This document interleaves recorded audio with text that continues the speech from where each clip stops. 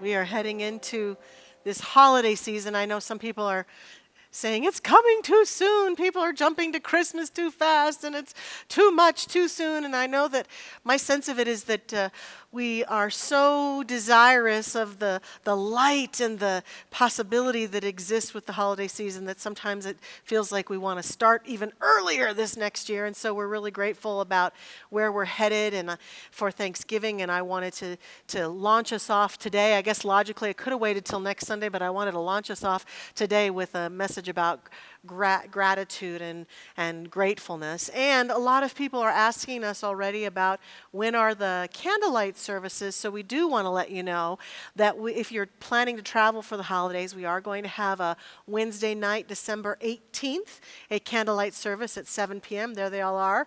And Monday, December 23rd, and Tuesday, December 24th, 1, 4, and 7 p.m. so that you can plan accordingly. It's going to be a spectacular service. We've already been planning since May for that service. Reverend Josh and Tom Litch and Jennifer Burnett and all of our teams have been in powerful planning. And I'm happy to announce also that our beloved Dr. Roger is going to join us for all of the services this year. So we are blessed.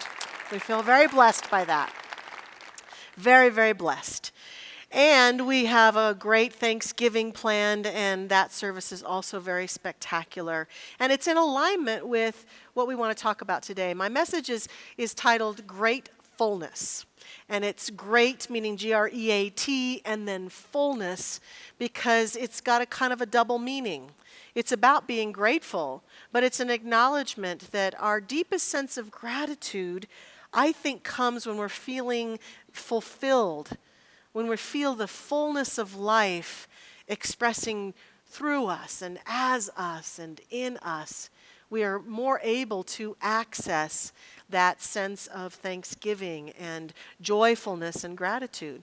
And it's an acknowledgement that throughout our lives, or maybe even right in this moment, there are times when that feeling of fullness can feel challenged for us. We can feel frustrated and actually feel empty. Those times when life gets frustrating and we feel disconnected, discontent, when we feel a lack of understanding what's going on, when we feel strong negative emotion, or we look out into the world and we feel this disconnect with life, we can tend to feel empty. And that emptiness is depressing, and that emptiness can feel as though we don't know how to solve it or resolve it. And so I want to invite us into a conversation about creating that sense of fullness in our life, because what happens is that I think we've been cultured into feeling that way.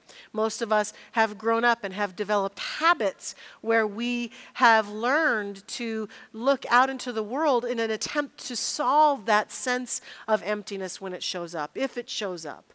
And so we have become consumers of energy to try to feel a sense of fulfillment in life. But by and large, one of the mistakes we make or the misguided choices we make over and over and over again is firstly to believe that our sense of fullness is determined by the material world, by what we see, by what happens, by who's here or who's not, or the occurrences in our life then become the determining factor of, do I feel fulfilled? Do I feel happy?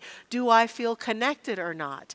And then we look out into the world and we might have a challenging time, or some of us are getting ready for Thanksgiving and holidays and facing some of the obligations we feel, or the relationships that are challenging for us, or the family commitments that are not always as pleasurable, or not sure what to do, or not sure how to deal with that difficult aunt or uncle that we know we're going to see on Thanksgiving, or whatever it might be, and we decide that it feels empty to celebrate because we don't have a beloved in our life, or we have to deal with that relationship. And so we make determinations about our sense of fulfillment based on the conditions of the world, and this becomes somewhat habitual for us. And therefore, that was redundant.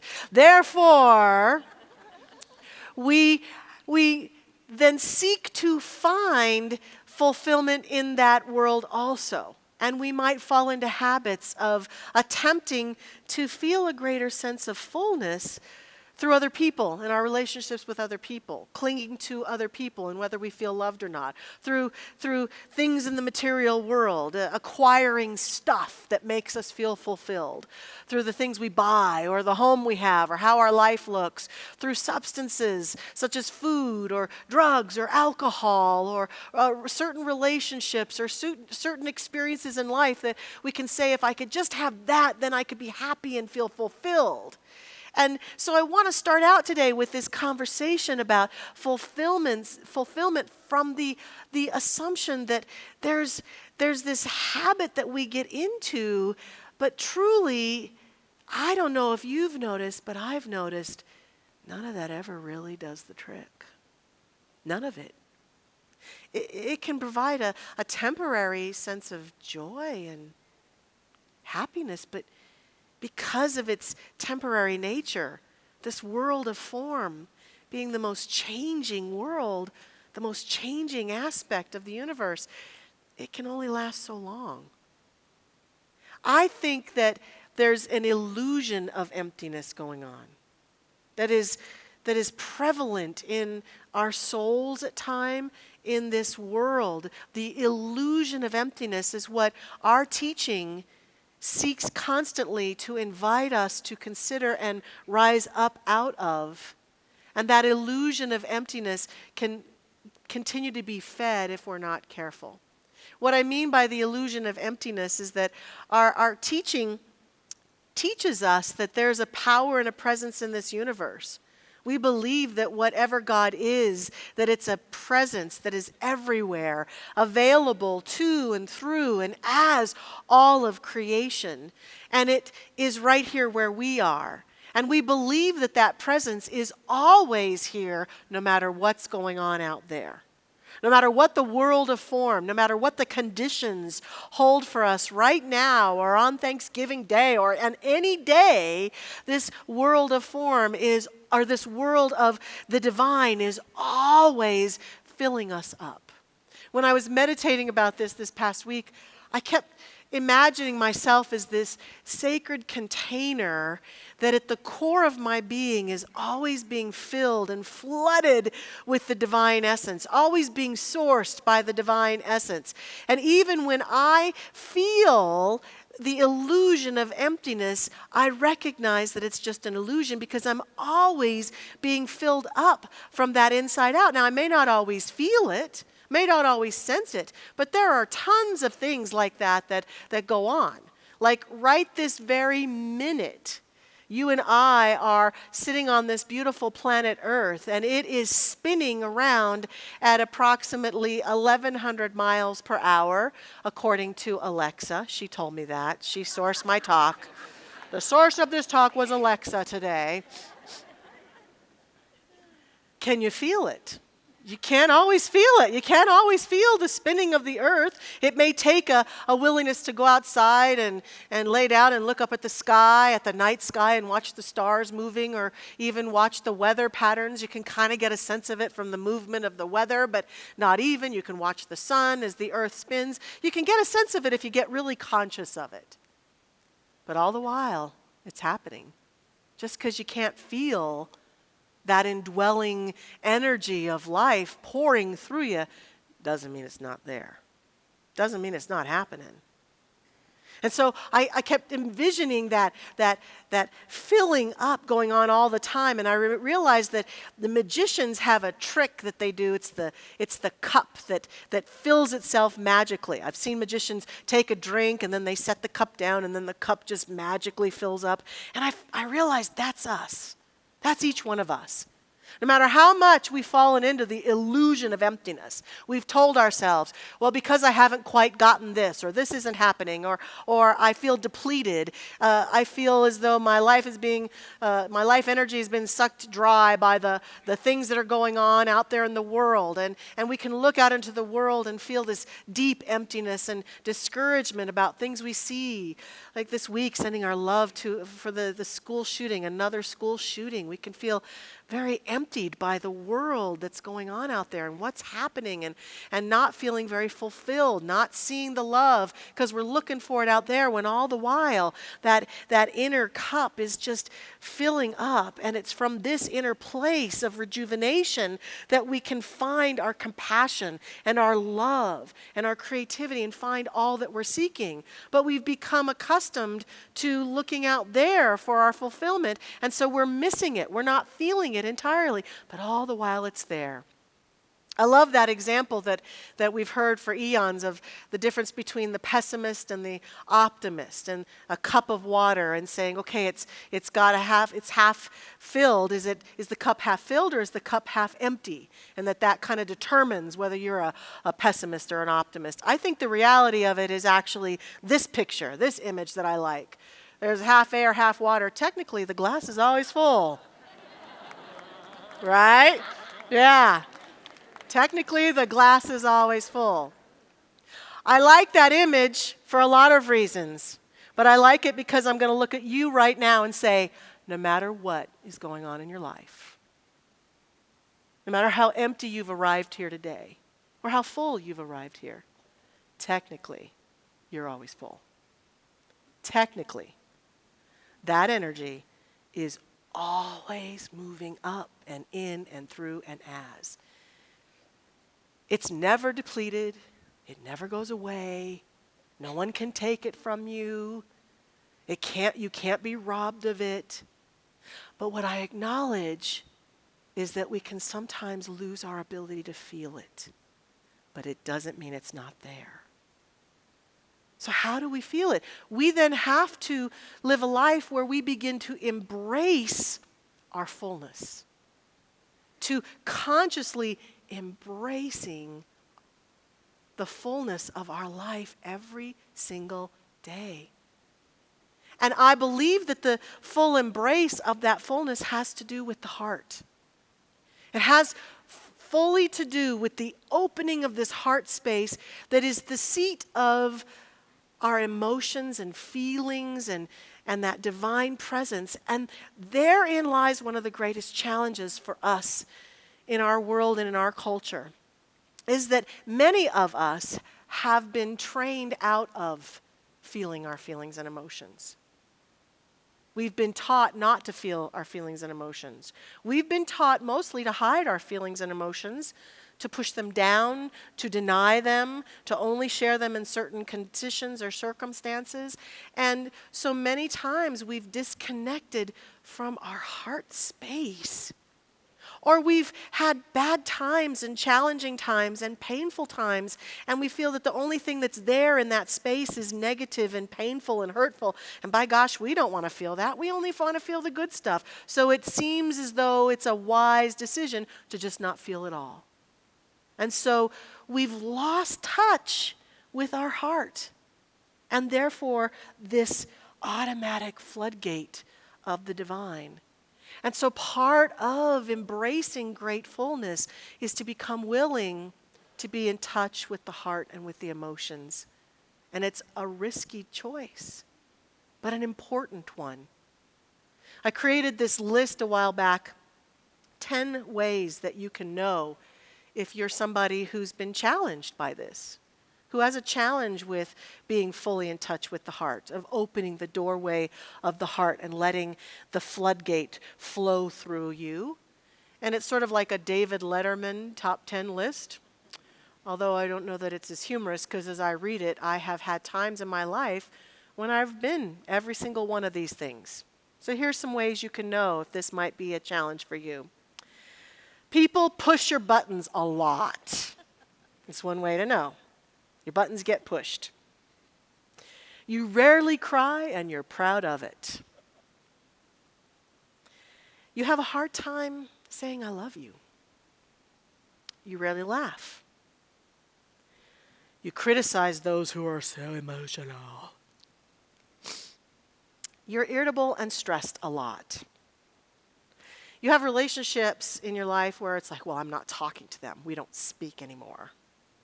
Unresolved. And if you have feelings or emotions, you pray or do spiritual mind treatment not to have those feelings and emotions, that they just would go away. You have judgments of counselors and people who feel a need to use them. Can't they just figure it out on their own? And lastly, you feel shame if you cry in front of people and or apologize profusely for it. So I had a time in my life where I did all those things. I was very shut down emotionally. I was raised, as I've told you many times here, I had parents who were teenagers when they had me. And so they were fairly unskilled at the parenting thing, number one, challenged by that. And then their backgrounds also played into how they raised me and the parenting trends of the time. And my father was very needy of having control in our lives, control of the environment, of the situation, of the condition. And so from the time I was a little one, my emotions were clearly not welcome in our family. Didn't matter whether my emotions were happy, joyful, giddy, or sad because I was hurt or didn't feel well or I was just feeling a need to cry. If he wasn't okay with how I was feeling, he made it very clear that I needed to stop it right now. Don't you cry. I've often thought of that phrase as a kid where I can't tell you how many times he said to me, stop crying right now or I'll give you something to really cry about. And I remember even as a kid thinking, that does not make any sense at all. But okay. The gist of it is I learned very early that safety for me meant don't feel. Shut it down. Safety for me with my father meant stop feeling what you're feeling. That it was more important that I be willing to be on his emotional schedule and not mine. And I learned very well, and I learned how to shut it all down. And I pushed it all down for years. And I learned how to adjust myself so that he could feel okay with what was going on. And it meant that I grew up pretty emotionally stunted and emotionally shut down. And there was an impact that I felt based on that. I began to have an eating disorder. I began to feel very disconnected and depressed because I was depressing what I was truly feeling. I had a hard time relating with people and sharing who I was with people. And I noticed that as I got older, if I tried to share my emotions or I had something come up that was very emotional for me, I would freeze, literally freeze. I wouldn't be able to speak. I couldn't say anything. I would just stand before people and excuse myself and get out of the way and go deal with it because I didn't know how to process my emotions. And then I came here to Mile High Church, and I began to hear messages that I was welcome as I was here, and that our teaching was about expressing ourselves, our unique self. And I heard that our founder, Ernest Holmes, talked about creating the life that we wanted. It wasn't just about thinking powerful thoughts. It was also being in touch with the feeling nature of our possibilities and the feelings of the life we wanted to live. Well, how does somebody who's out of touch with their feelings to begin with ever access that place where they can feel the possibilities that they want to feel? Because I'd shut it all down so much. I could think really good, powerful, high, lofty thoughts, but I could not feel them because my heart was shut down. And so I began to ponder, how can I open this up? I was going to the teen church here. I was coming to church all the time. And I also was working at Target at 80th and Wadsworth as a cashier. And I was going to Pomona High School in Arvada. I was fortunate to be invited to be in a special program called the Peer Counseling Program in Pomona, where I was being taught how to be a peer counselor for my fellow students. And that meant that we would sit in a circle and do personal growth work. So I was getting it at the teen church, and I was getting it at school.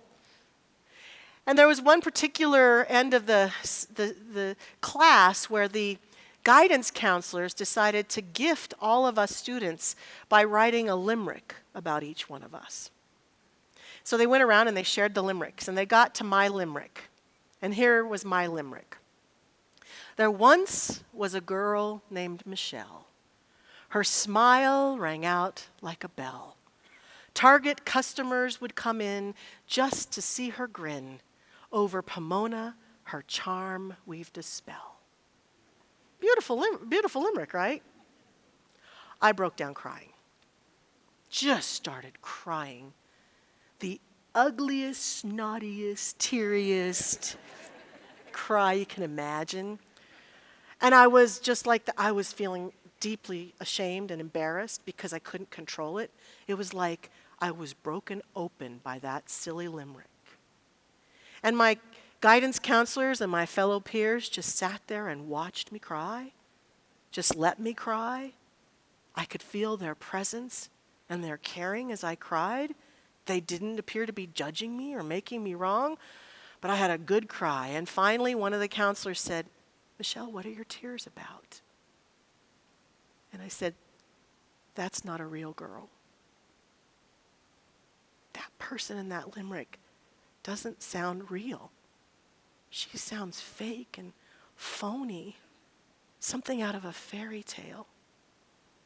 And I long to be real and authentic and to be me. I don't want to be that girl." And it was the first time I realized that. Kind of sounds like Pinocchio, doesn't it? I want to be a real girl.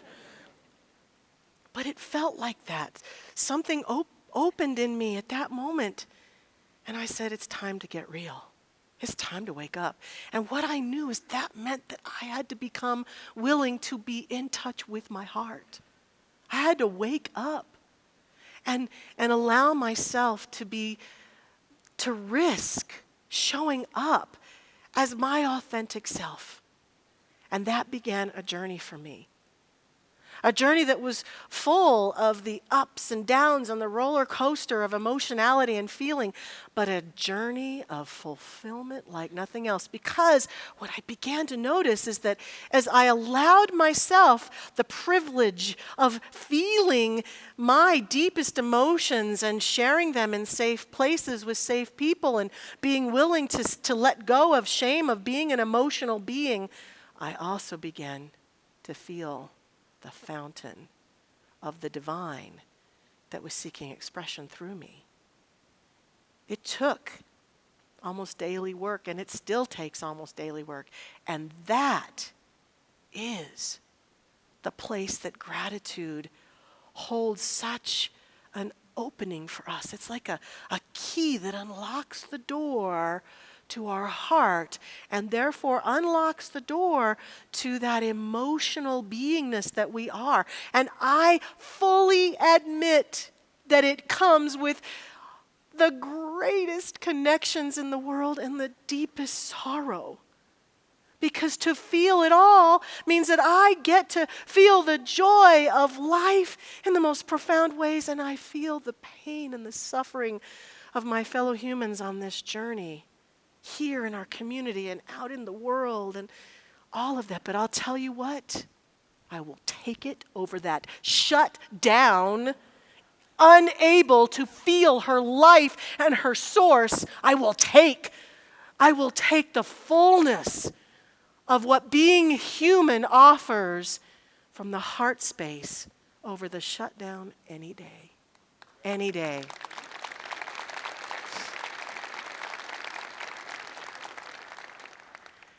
And so when a time like this rolls around, holidays, Thanksgiving, it's our opportunity to open a little more. To say to ourselves, okay, I'm going to be in the great fullness of my life. I'm going to claim it. I'm going to own it. And it might mean risking the daily practice of connecting with our heart. One of my favorite authors, Dr. Greg Bear, says, every day we feed our bodies, and if we forget to do that, our physical hunger reminds us of the need for nourishment. Our souls also communicate their need to be fed. We feed our bodies, but starve our souls. Our neglect is not intentional. We just don't realize there's an alternative. We're doing only what we've seen other people do all their lives. So how do we feed our souls? We feed ourselves by seeking out the awe and wonder of life. And that's part of, I think, why we do that. Today, my awe has come many times in the presence of our beautiful children. I'm so grateful for them showing up. You know, little Caden came to me and said, I got up at 6 a.m. to come here today.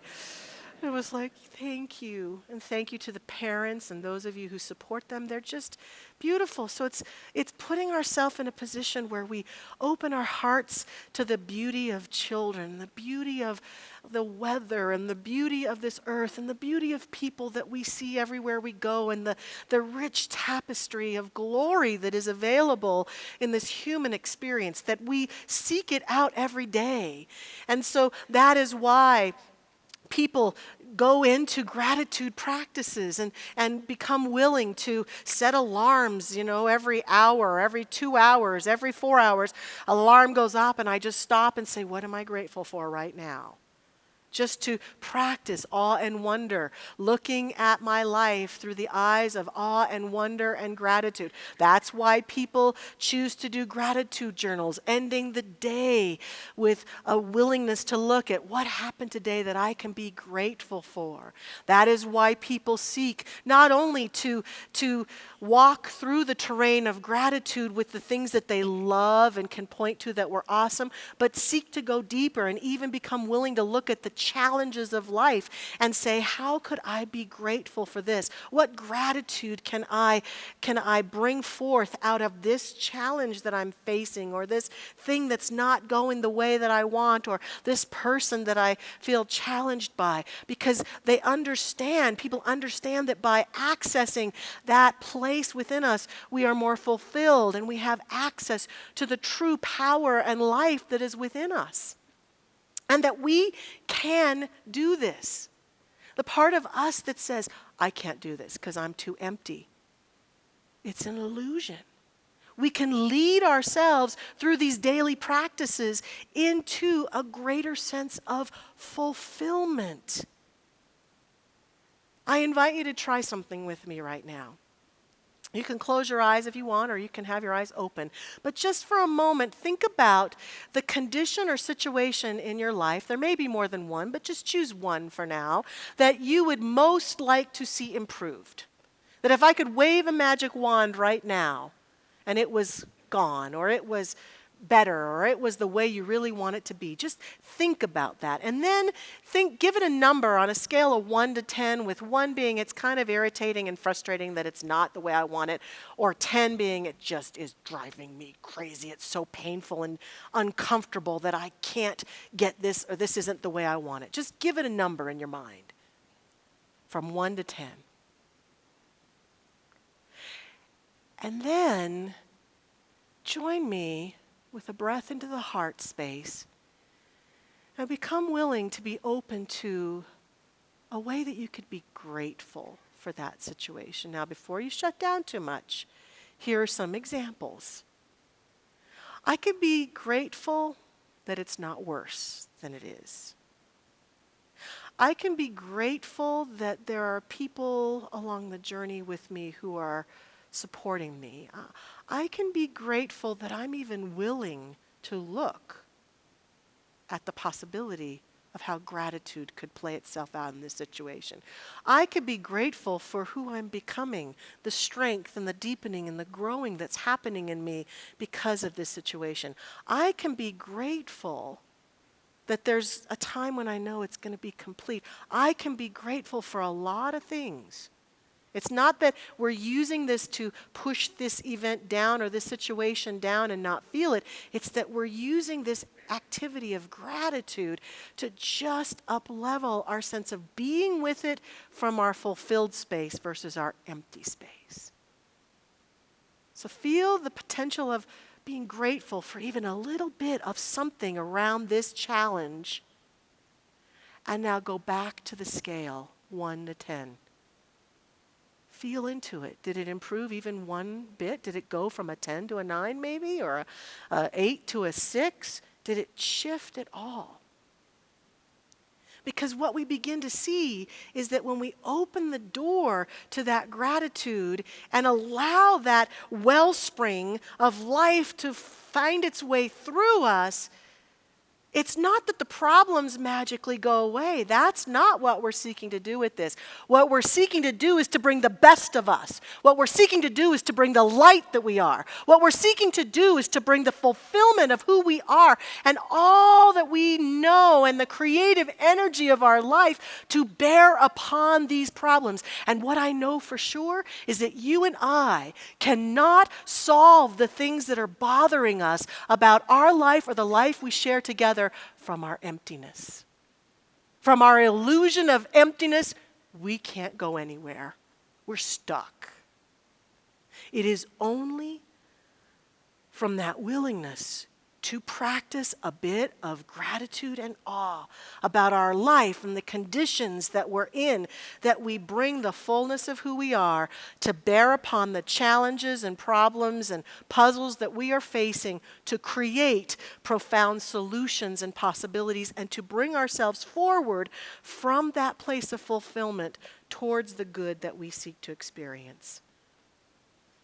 In Riches for the Mind and Spirit, Sir John Marks Templeton says, thanksgiving opens the door to spiritual growth.